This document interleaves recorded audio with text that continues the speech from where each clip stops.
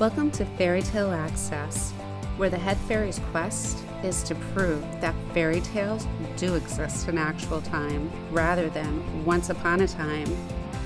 Together, we will unravel the heroes, young and old, who turn dreams into reality. These are the people who still believe in happily ever after. The discoveries will bend even our most cynical non-believers into believing in fairy tales.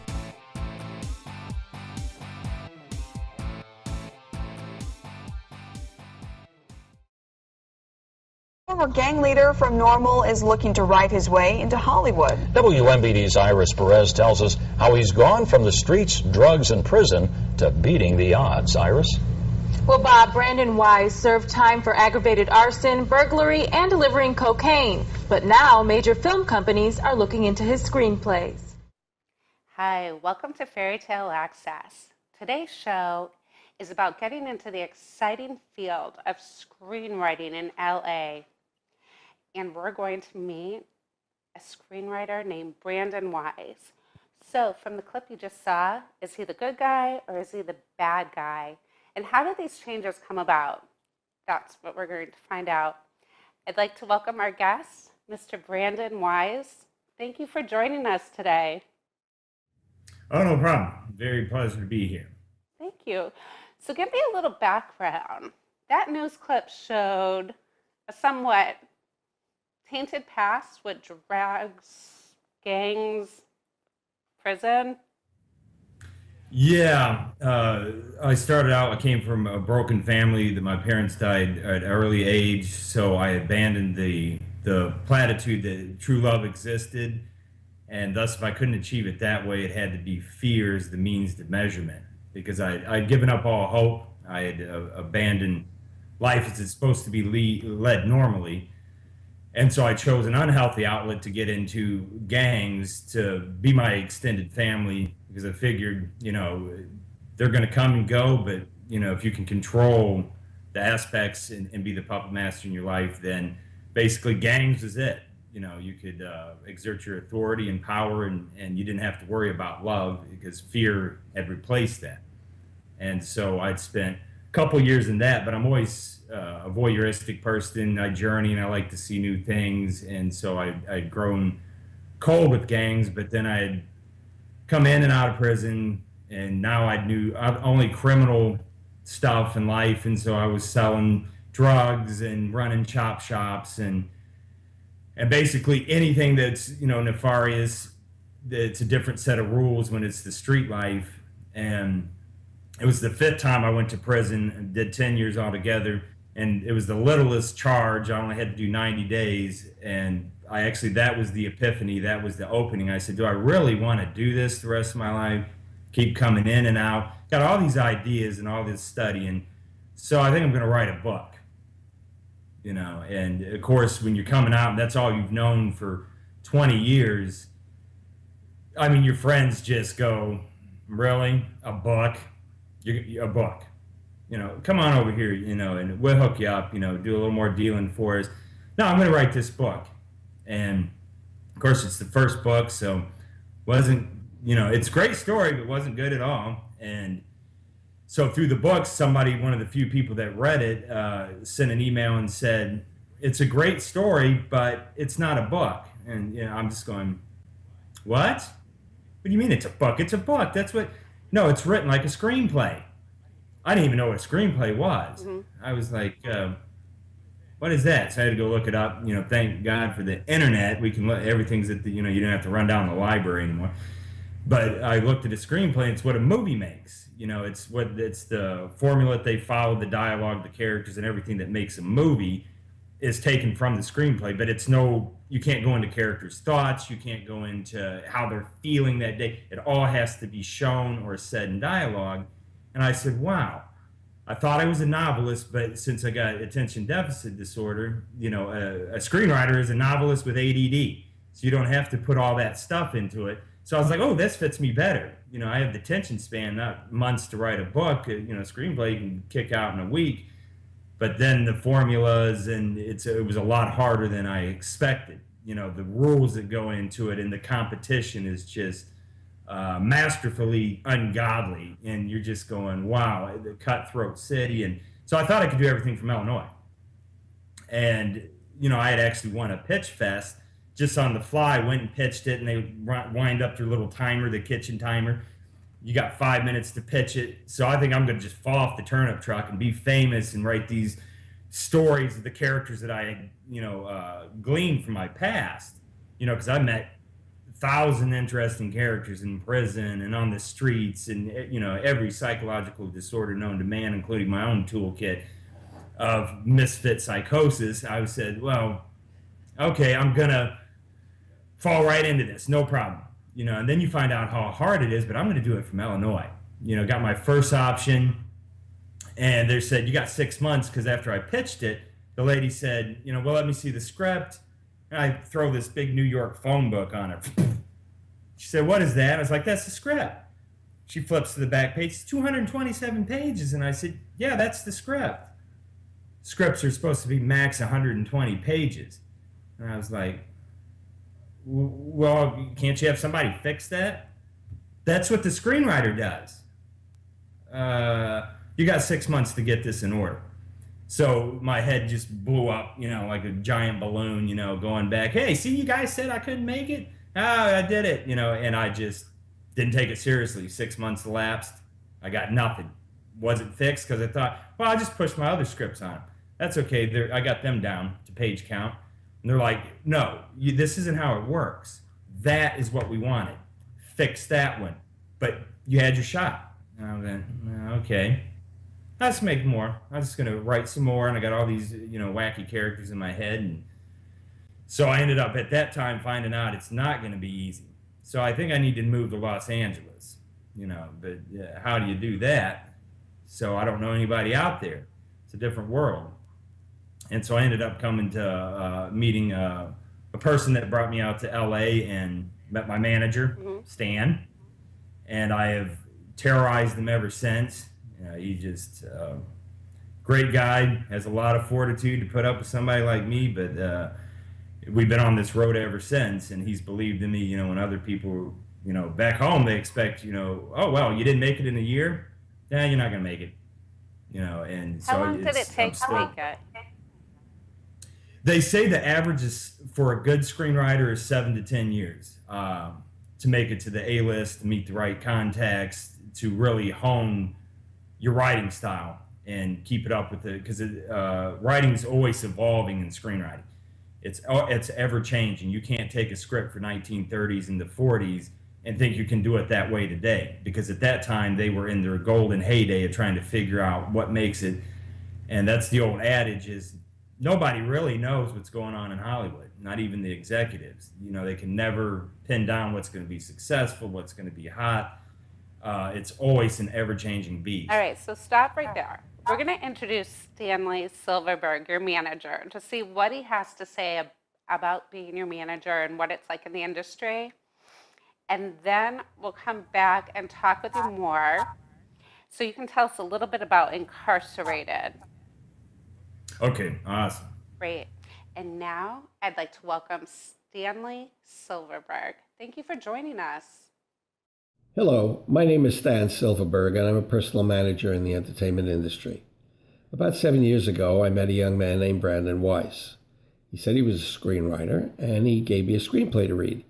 By the time I finished it, I knew he had great potential, and I wanted to work with this young man.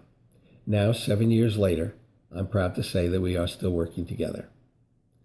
Brandon is a prolific writer who writes in every genre. Furthermore, he writes the most interesting characters that are very unique, and then interweaves them into the story with twists and turns that are unexpected.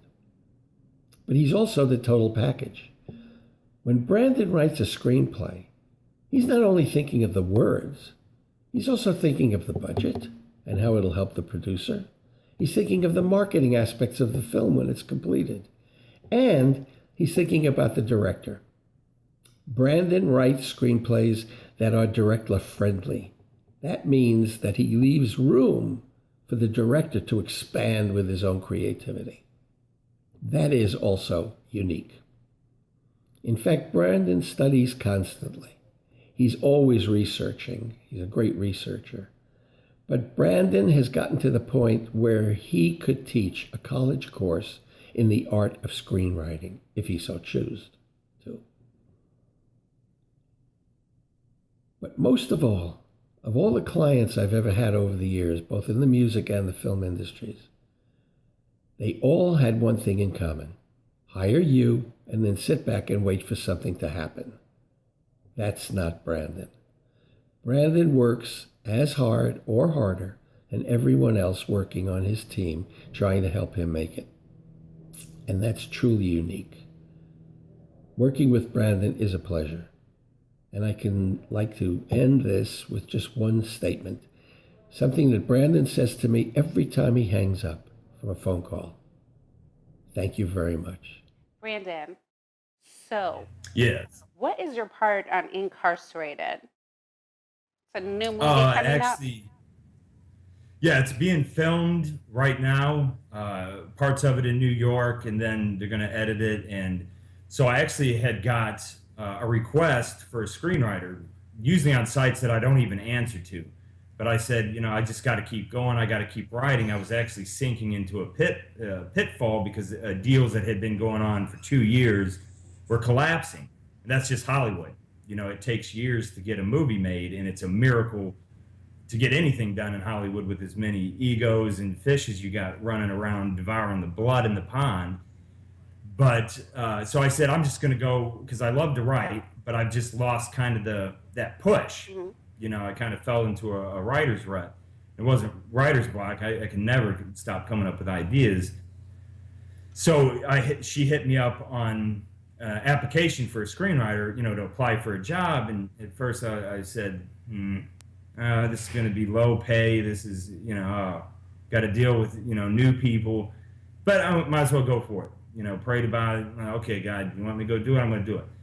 And so ended up, Jihan is very driven, very ambitious, has an ocular eye to see, great detail. And I didn't even see it until she started sending the set frames back, the still sets.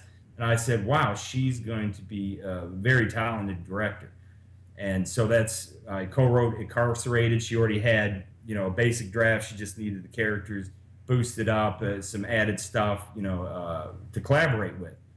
And so I ended up coming in there, helping with the script, and she's punching it through now.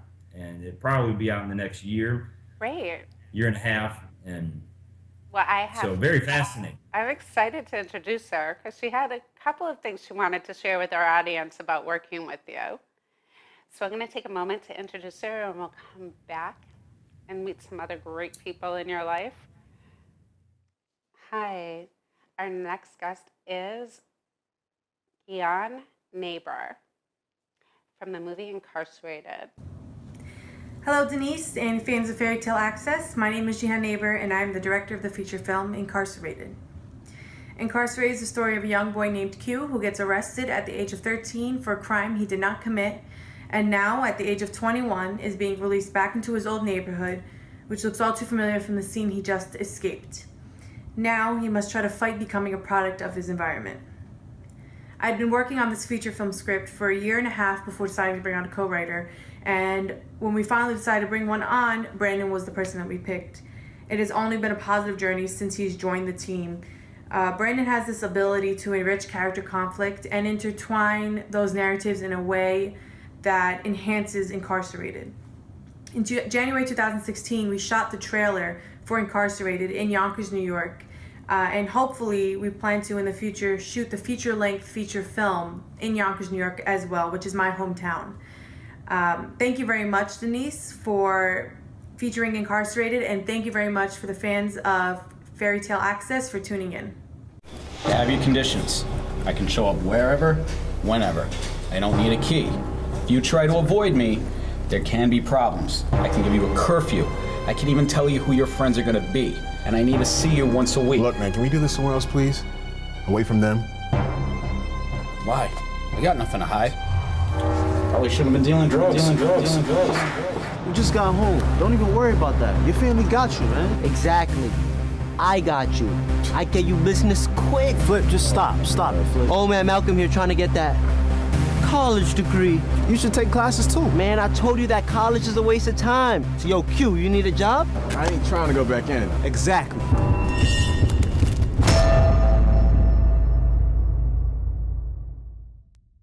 That trailer looks amazing. I was shocked. I thought it was shot glamorously because I saw so many features of people that have bigger budgets. I mean, just look like the shoes on a pond scum toad, and I went, wow, she is doing a great job for what she has to work with. And so we're also going to be pulling in to help other people that want to be a part of the filmmaking process on this one, that can actually get in and through my website and hers, they can find out how to get in on the process of helping create a masterpiece. And it was right down what I knew, because I don't fit the profile of a gangbanger and gang leader. And I always use that as a Trojan horse to get in. I look like this Casper crusted white kid, and so they'd always put their guards down. I ain't worried about him. And so when she met me, she had no idea of the history that I do deal. And it's not really about being locked up in that movie. It's about being mentally locked up and locked out of the world, because prisons are built to keep the criminals in, but are also built to keep the world out. Wow. And so that's what it's about, this guy and his struggle of what it takes when he gets out, and how you are mentally reorganized in your mind. Once you get locked up, and you're locked up past 5 years, you become institutionalized. That becomes your world. That becomes your alternate universe. That is, your permanent reality until those gates open. And so how do you acclimate, and how hard is it for inmates to get back out, even the ones that really don't want to get back into crime? It's almost impossible. They give you $10 gate money. They, put a bracelet on you, monitor you everywhere you go. You can't even feel like you're human anymore. You're this second subset of society. And so that's the moral premise, and that's the themes that are explored in Incarcerated. It's how hard it is to make it in society, but also how easy it is to get pulled back into fast money. And wow. That's it. Yeah. Sounds tough. So it really must have been tough to acclimate back into society and make the changes that you did.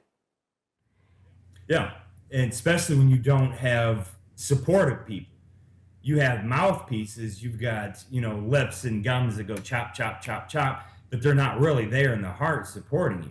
And that, subconsciously you pick up on it, like a fine hair standing up on your arm. You pick up that they're not really, they're waiting for you to fall.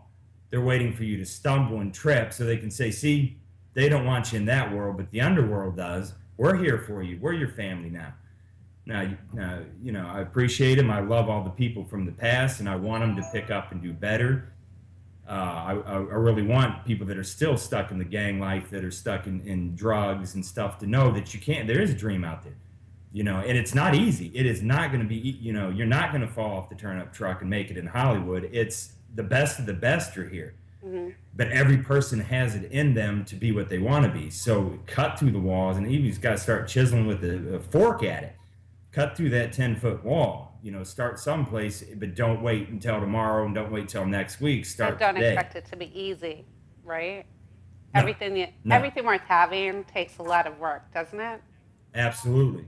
Because once you get past the struggle, there's another set of obstacles that are going to be in your way.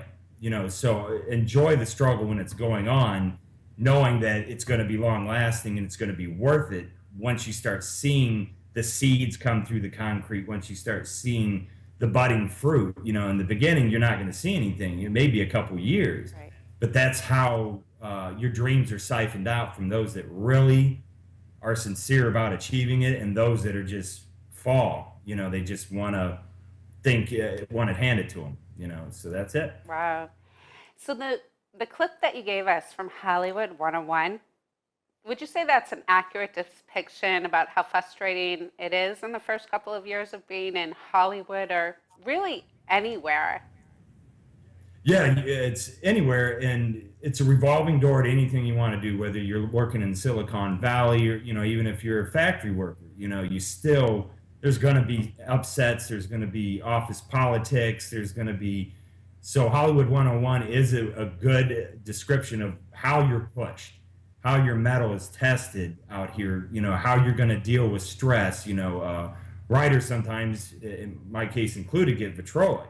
We're very wounded with our emotions, but sometimes we don't display that. We just let it build up and build up. And so as in Hollywood 101, we wanted to show, from entertainment industry is not just writing, it's not just producing and directing. You've got models, you've got actors, you've got actresses, you've got even people that want to just be grips, and they're all a part of the integral machine that makes a movie. And this is what it's like trying to grind it out every day. The constant rejection.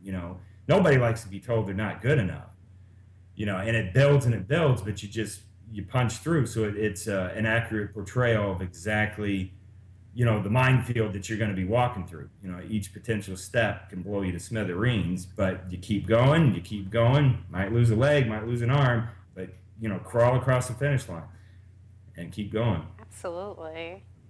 And now you have a daughter, so you've started Yes. your own family. And then do you think that it's different?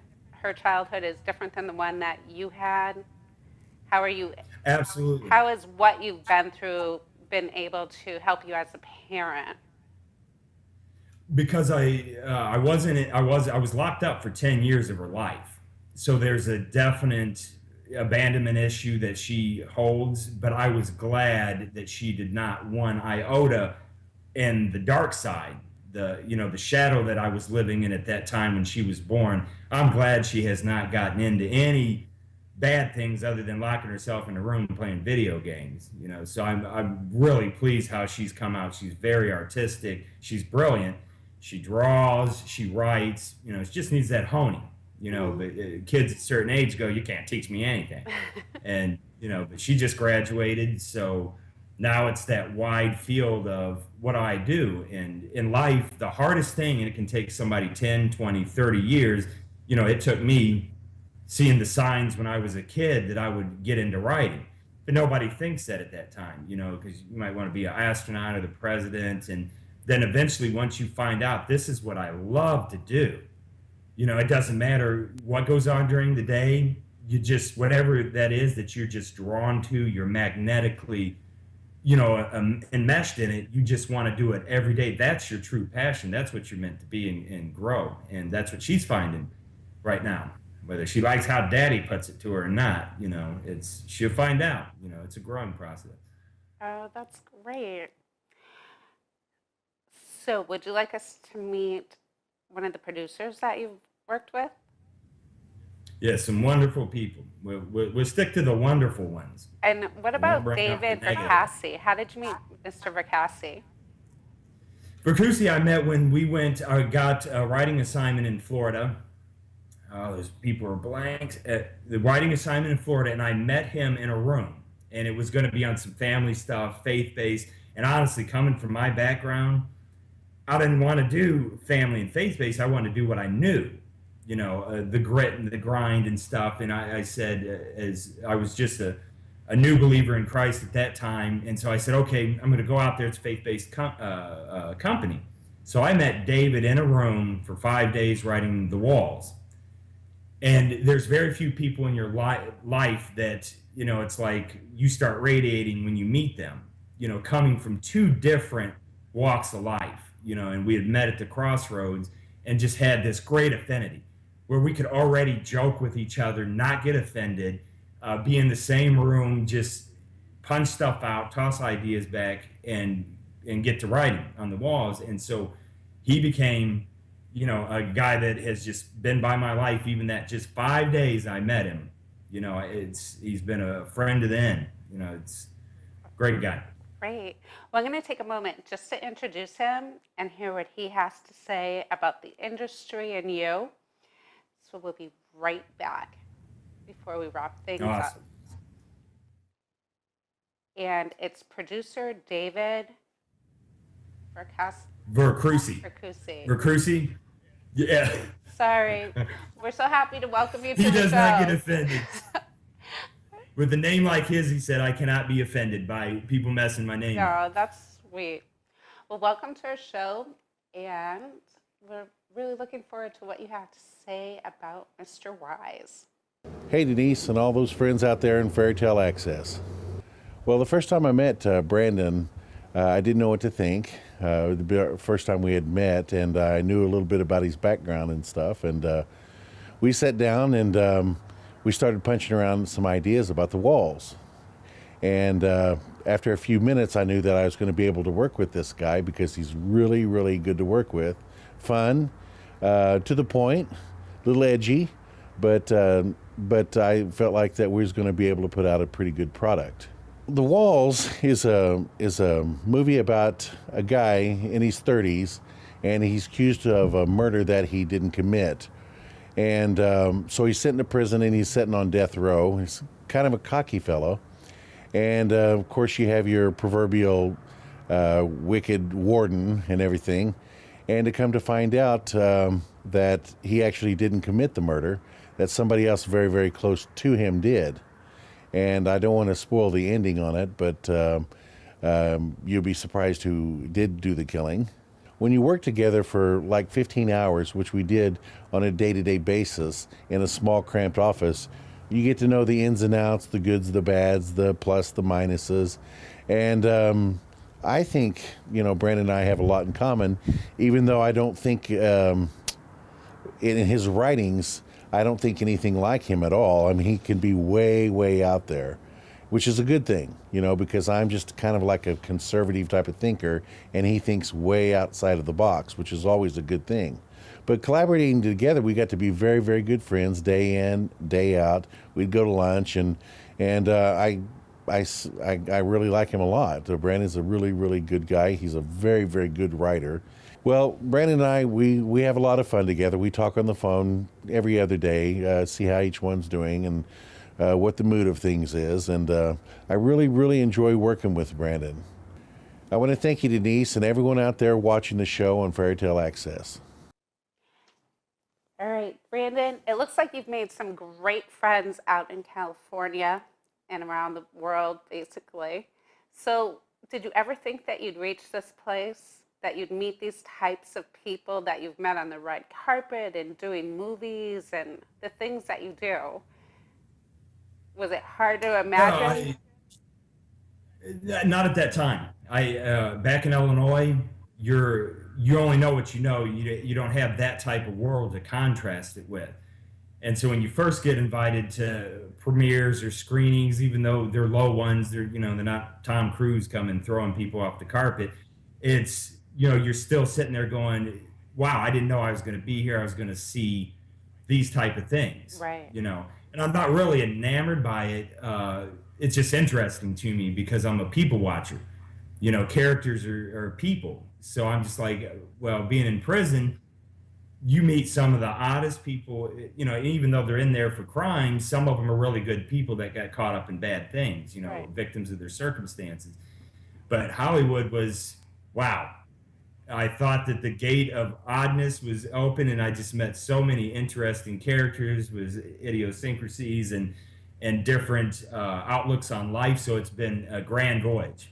I'm just sailing through it and going, who can we meet that's decent, but you also got to cut through the bad things, which there's a lot in Hollywood, a lot of people out for themselves. So you armed from them shields with the streets, I'm able to have a good discernment. Mm-hmm. So to meet a good person, usually got to go through 5 to 8 ones that aren't so good, to meet that one that actually is going to be a friend for life. And so Hollywood has been a paradigm. It's been a very quizzical in how you deal with it, and it really doesn't know itself at times, but it's just meeting those right people that have the same passion. And there's nothing stronger than being with people that are passionate with the same things, the love of films and books. And so it's been a journey, and I'm still on it.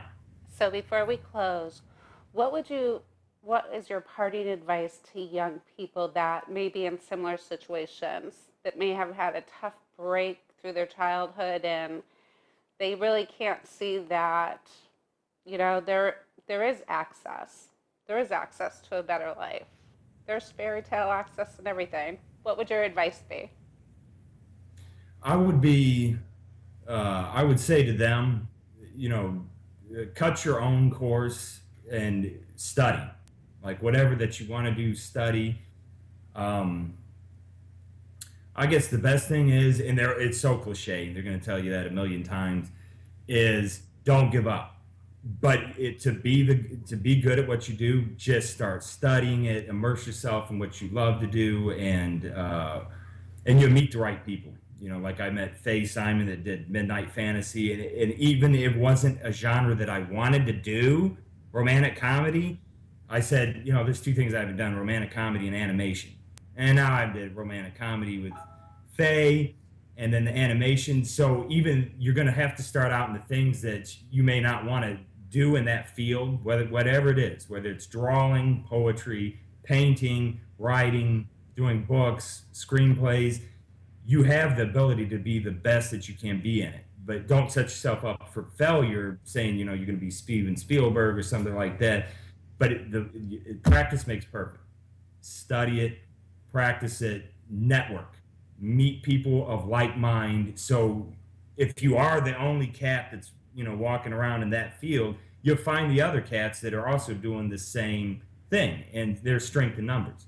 You know, it's so get around people that feel your passions, because creative people, you know, are not understood very well by a lot of people. You know, we're always shunned. You know, these dreamers, they're your dreams, and set it high and reach the ceiling, and then when it's past the ceiling, set it for the moon. And then, so there's nothing you can't do. Great. And then you would probably suggest that they move to someplace different to get away from their past, or do you think they can get away from their past right where they are? Yeah, if you're an alcoholic, you don't go into a bar and ask for a glass of water. Yeah, if you're in areas that are seedy, or your friends, they got them hooks in you and they're going to try to wheel you back in, put your passion and your goal before it, because them same hooks that they're going to drag wherever you go that you want, whether it's to college on stuff, you can pull them out. The stronger that you get in your dream, the more that they see you doing something and overcoming the obstacles, and everybody said you can't do it. The minute people see that you're doing it, now you got the strength, you can pull that hook, and instead of them pulling you back, you can pull them into your world and pull them out of their world. And that's how you do it. Great advice. Thank you so much for joining us today and sharing so much of what you do. I really appreciate it. And if people want to get more information on you, what is your website? BrandonWise.com. So it's Brandon, WYSE.com. And you can go on Brandon Wise on Twitter, or even Facebook. Brandon Wise on Facebook. Look for the guy with the odd picture. Great. Until next time, keep asking questions. The answers are out there. And stay tuned to make sure that we see Incarcerated and some of the other screenwritings that Mr. Wise is working on, like White Zombie, Stealing Eden, Mind Crime, and Wickedest Man. We'll see you soon.